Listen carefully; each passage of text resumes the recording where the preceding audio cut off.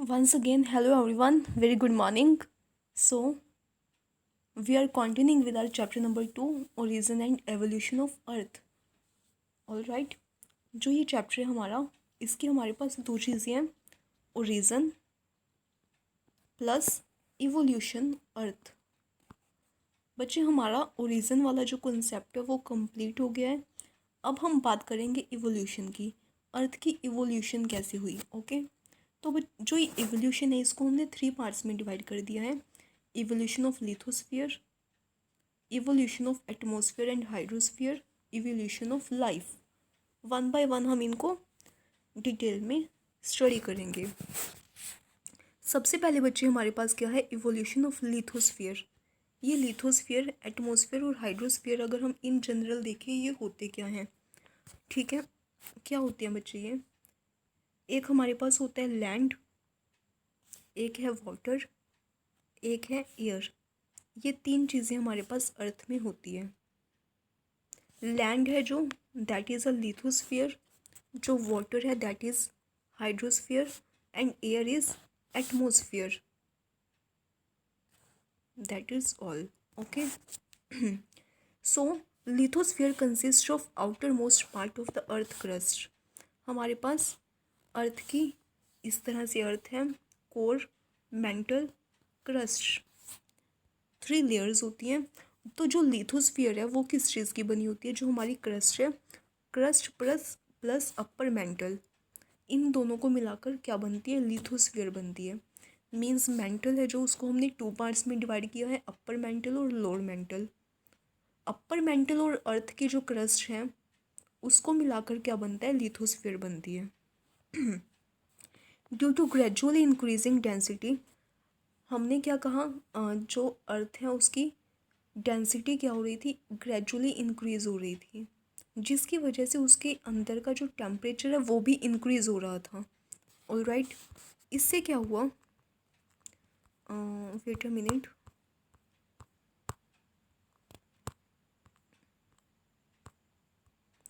Yes we are here. इसके साथ क्या हुआ, as a result matter started getting separated and form crust. जो मैटर है अर्थ के अंदर, मीन्स ये अर्थ है बच्चे, इसमें क्या है, हर जगह ऐसे मैटर है और वो बहुत ज़्यादा गर्म है. अब इसके ऊपर क्या हो रहा है, बहुत ज़्यादा इसका जो प्रेशर है वो इंक्रीज़ हो रहा है, टेम्परेचर इंक्रीज़ हो रहा है. उसकी वजह से क्या हुआ, यहाँ पर जो हैवी मटेरियल थे sink in the centre and light metal float on the crust. जो हैवी मेटल थे अर्थ के अंदर वो तो सेंटर में आ गए, और जो थोड़े लाइट मेटल थे वो यहाँ पर क्रस्ट पर आ गए. ठीक है, इस तरह से हमारे पास क्या हुई, अर्थ की क्या बन गई, कुछ लेयर्स बन गई. The formation of moon by big splat also calls the heating up of earth and form crust mantle and core. जो हमने अभी कहा फॉर्मेशन ऑफ मून देखा हमने, उसमें हमने देखा कि एक बिग स्प्लैट क्रिएट हो गया था अर्थ के ऊपर. मीन्स ये अर्थ है, अर्थ के ऊपर इस तरह से एक डिप्रेशन जो बना था, इसने भी हीट को बहुत ज़्यादा क्या किया, हीट अप किया और ज़्यादा गर्म कर दिया, जिसकी वजह से हमारे पास किस चीज़ की फॉर्मेशन हुई, यहाँ पर हमारे पास लेयर्स की फॉर्मेशन हुई. कौन कौन सी, crust, mantle and core.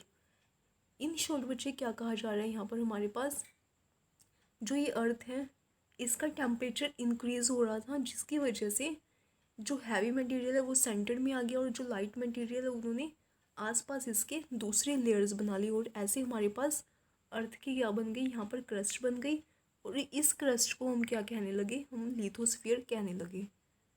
After that evolution of atmosphere. अगर हम एवोल्यूशन ऑफ एटमॉस्फेयर की बात करें, एक हमारे पास था बच्चे primordial atmosphere that is rich in hydrogen and helium. Means पहले का. एक हमारे पास अभी जो एटमॉस्फेयर है, एक पहले जो एटमॉस्फेयर था उसकी हम बात कर रहे हैं, that is rich in the hydrogen and helium. But the present atmosphere is rich in nitrogen and oxygen. लेकिन अब वाला जो हमारा एटमॉस्फेयर है that is rich in nitrogen, oxygen.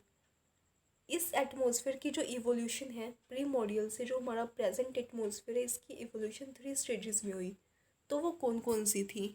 Alright, first first में क्या हुआ? The early atmosphere with hydrogen and helium was suppose to be stripped off by solar winds.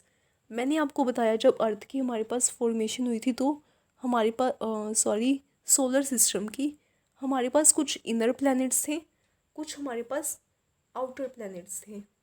We have some inner and some outer planets. Alright, इनमें क्या हुआ? जो inner planets थे क्योंकि वो क्लोज थे किसके? सन के, इनके ऊपर सोलर विंड्स का इम्पैक्ट है जो काफ़ी ज़्यादा हुआ। तो उन सोलर विंड्स ने क्या किया? जो ये प्लैनेट्स हैं इनके आसपास जो गैसेस थी उनको वो उड़ा कर ले गए। ठीक है ना, ऐसा ही हुआ था। तो इस जो वो एटमॉस्फेयर था बच्चे उसको हम कहते हैं प्रीमोर्डियल, जिसको सोलर विंड्स अपने साथ स्ट्रिप्ड ऑफ करके ले गए। And this didn't only happen with earth but also with the other terrestrial planets. ये सिर्फ अर्थ के साथ नहीं हुआ था, ये बाकी के जो हमारे 3 और टेरेस्ट्रियल प्लैनेट्स हैं, मीन्स हमारे पास बचे 4 इनर प्लैनेट्स हैं, ठीक है, थर्ड वाला अर्थ है। तो ये जो चीज़ है ये इनके साथ, इसके साथ और इसके साथ, इन तीनों के साथ भी हुई थी कि इनका जो पहले वाला प्रीमोर्डियल एटमॉस्फेयर था वो सोलर विंड्स उड़ा कर ले गई। ये थी हमारी फर्स्ट स्टेज। सेकंड में क्या हुआ? During the cooling of earth, earth की क्या हो रही है? कूलिंग हो रही है। Gases and water from the interior solid earth, this started the evolution of present atmosphere. Wait a minute,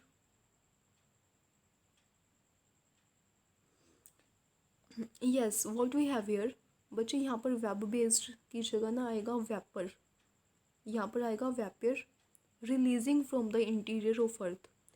अर्थ थोड़ी देर बाद, कुछ टाइम बाद अर्थ क्या हुई? कूल होना स्टार्ट हुई।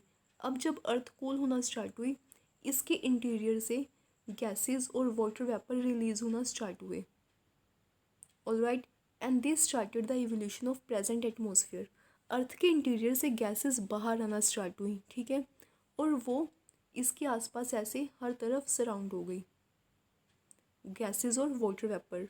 हमने पीछे वाले आपने अपने जूनियर क्लास में भी पढ़ा होगा बच्चे, जो एटमॉस्फेयर है वो किस चीज़ का बना हुआ है? वो गैसेस, डस्ट पार्टिकल्स और वाटर वेपर्स, इन सब चीज़ों का बना हुआ है। तो वो चीज़ें हमारे पास गैसेस कहाँ से आई थी? ठीक है, वो हमारे पास अर्थ के इंटीरियर से आई थी। जब वो अर्थ के इंटीरियर से बाहर आ रही थी, वैसे तो उन्होंने क्या होना था, वो स्पेस में ऐसे ही चली जाती, लेकिन वो स्पेस में नहीं गई। क्यों? क्योंकि अर्थ की ग्रेविटी ने उनको क्या कर दिया? उसके आसपास ऐसे एक पूरा सर्कल बना लिया, और इसमें क्या हुआ? ऐसे हमारा एटमॉस्फेयर बन गया। The early atmosphere largely contains water vapor, nitrogen, carbon dioxide, methane, ammonia and very little oxygen। सबसे पहले मीन्स एक तो हमारे पास बचे प्रीमोर्डियल एटमॉस्फेयर था जो ख़त्म हो गया। स्टार्टिंग में जब हमारा एटमॉस्फेयर सेकेंड टाइम बनना स्टार्ट हुआ तो स्टार्टिंग में उसमें क्या थी? ये सारी गैसेस थी और ऑक्सीजन बहुत ज़्यादा कम थी। अभी की जो हम एटमॉस्फेयर की बात करें, यहाँ पर हमारे पास 71% नाइट्रोजन एंड 21% ऑक्सीजन है, लेकिन पहले वाले एटमॉस्फेयर में ऑक्सीजन बहुत ज़्यादा कम थी, जिसकी वजह से यहाँ पर लाइफ इवॉल्व नहीं हो पा रही थी। ऑलराइट, क्योंकि अगर यहाँ अर्थ के ऊपर लाइफ नहीं आना है तो लाइफ को इवॉल्व होने के लिए ऑक्सीजन चाहिए। ह्यूमन बींग्स, हम सांस लेते हैं, हमें ऑक्सीजन चाहिए। ऑलराइट, एनिमल्स को भी ऑक्सीजन चाहिए। तो ऐसा फिर क्या हुआ कि ऑक्सीजन हमारे एटमॉस्फेयर में इतनी ज़्यादा हो गई, बिल्कुल कम से 21% ऑक्सीजन आ गई। The process through which the gases were आउटपोर्ड from the interior is called degassing. एक प्रोसेस होता है जिससे हमारी अर्थ के इंटीरियर से गैसेस बाहर आ रही हैं, और वो क्या बना रही हैं? बाहर आके एटमॉस्फेयर बना रही हैं। इसको हम कहते हैं degassing. Continuous volcanic eruption contributed water vapour and gases in atmosphere. आपको पता है कि अर्थ के ऊपर अर्थ का टेम्परेचर हाई होने की वजह से यहाँ पर कॉन्टीन्यूसली क्या हो रहे थे? वोल्केनोज हो रहे थे। तो उन वोल्केनोज में जो लावा बाहर आता है अपने साथ काफ़ी सारी gases, water vapour, dust particles को बाहर लेकर आते हैं, ठीक है। तो ये सब चीज़ें क्या कर रही थी? ऐड कर रही थी एटमॉस्फेयर में और ज़्यादा गैसेस को। और इस तरह से हमारे पास जो एटमॉस्फेयर है उसकी क्या हुई बच्चे, इवोल्यूशन हुई। Now next one is evolution of hydrosphere. पानी अर्थ के ऊपर कहाँ से आया? एज द अर्थ कूल होती गई, water vapour release started getting condense. जो वाटर वेपर अर्थ के इंटीरियर से रिलीज हो रहे थे वो कूल होना स्टार्ट हुए, कंडेंस होना स्टार्ट हुए। Carbon dioxide in the atmosphere get dissolve in the rain water and temperature decrease. अब जो ये वाटर वेपर है कंडेंस हो रहे हैं, कंडेंस होकर बच्चे वो क्या करेंगे, क्लाउड्स बनाएंगे, क्लाउड्स बनाएंगे तो जब हैवी हो जाएंगे तो रेन होगी। ऑलराइट, अब जब रेन हो रही है तो एटमॉस्फेयर में जो कार्बन डाइऑक्साइड थी वो क्या हो गई, उन वाटर वेपर्स में मिल गई, उस रेन वाटर में मिल गई। इसने क्या किया, टेम्परेचर को काफ़ी ज़्यादा डिक्रीज़ कर दिया। मीन्स कार्बन एटमॉस्फेयर में कार्बन डाइऑक्साइड होने की वजह से हमारी अर्थ का टेम्परेचर बहुत ज़्यादा इंक्रीज़ हो रहा था, बढ़ा हुआ था, ठीक है।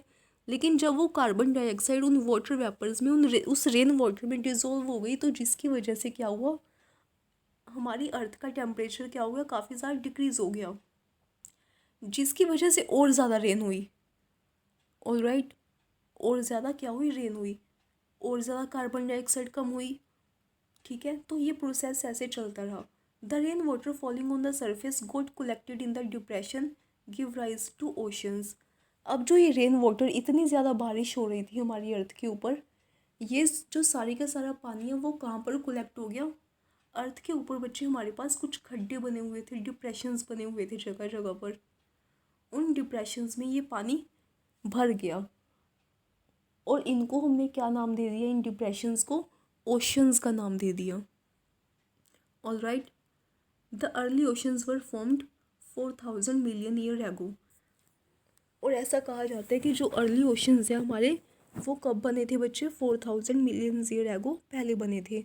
और जो हमारे ओशंस हैं इन्हीं को मिला के क्या बनते हैं, हमारे हाइड्रोस्फीयर बनती है। क्योंकि हाइड्रोस्फीयर बच्चे क्या होता है, पानी वाला होता है ना, और पानी अर्थ में कहाँ पर है, मेनली तो ओशंस में ही है।